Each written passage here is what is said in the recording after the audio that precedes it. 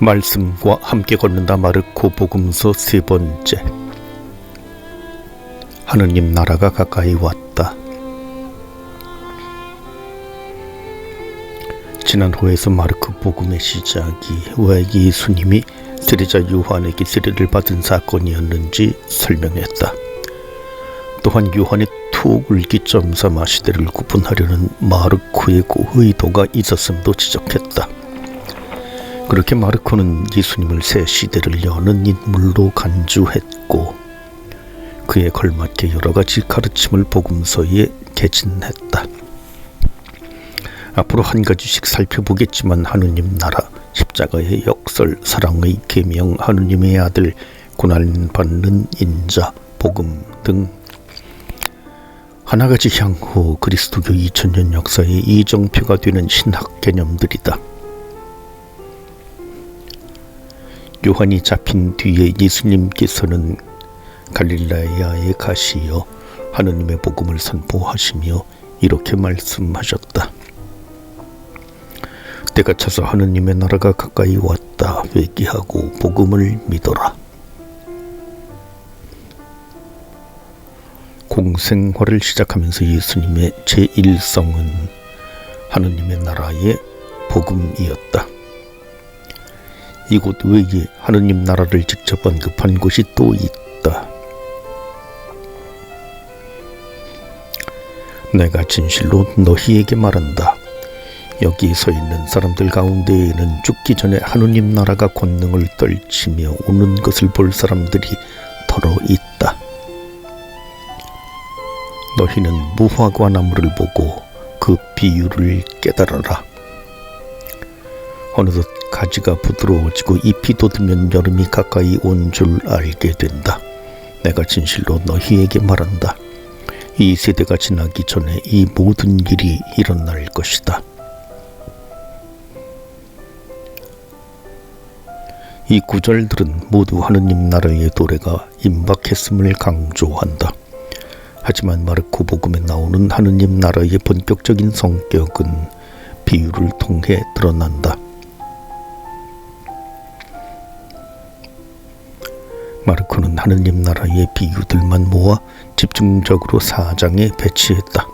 씨 뿌리는 사람의 비유, 등불의 비유, 저절로 자라는 씨앗의 비유, 겨자씨의 비유, 깨어있음에 대한 비유가 있다.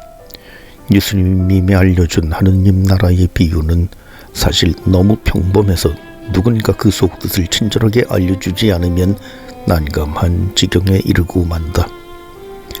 그런 까닭에 라틴 교부 히포의 아우구스티누스는 신곡론을 썼고 중세신학자 토마스 아퀴나스는 신학대전을 집필했다.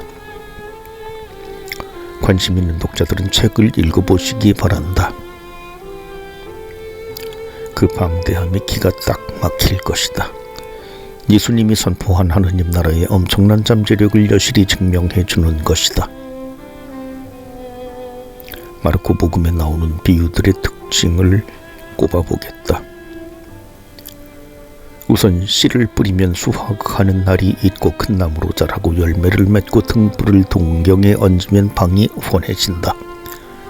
아무리 멀리 가던 주인이라도 반드시 돌아온다.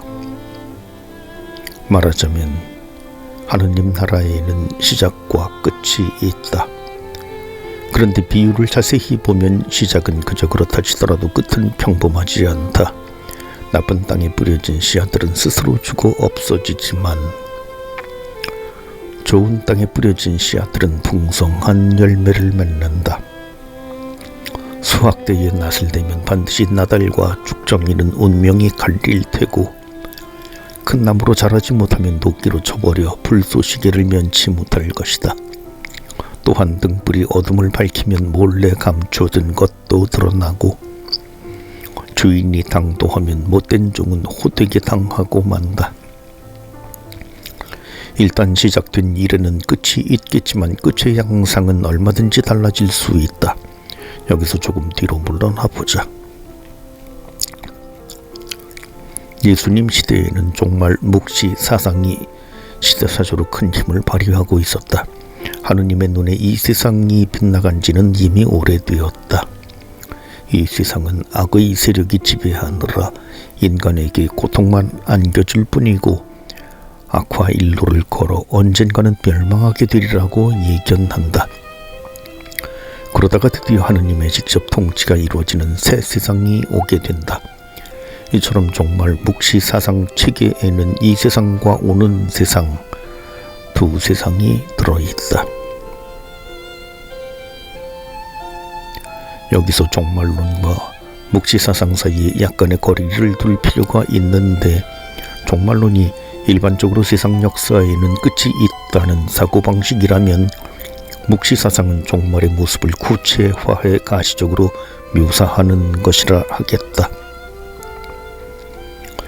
그리고 묵시사상이 문학적인 틀을 입었을 때 비로소 묵시문학이라는 이름이 붙여진다. 다니엘서, 요한묵시록 등 종말이 가까워질수록 가뭄, 홍수, 기근, 지진, 전염병 등 갖가지 환난이 발생하고 나라 간의 전쟁이 터진다.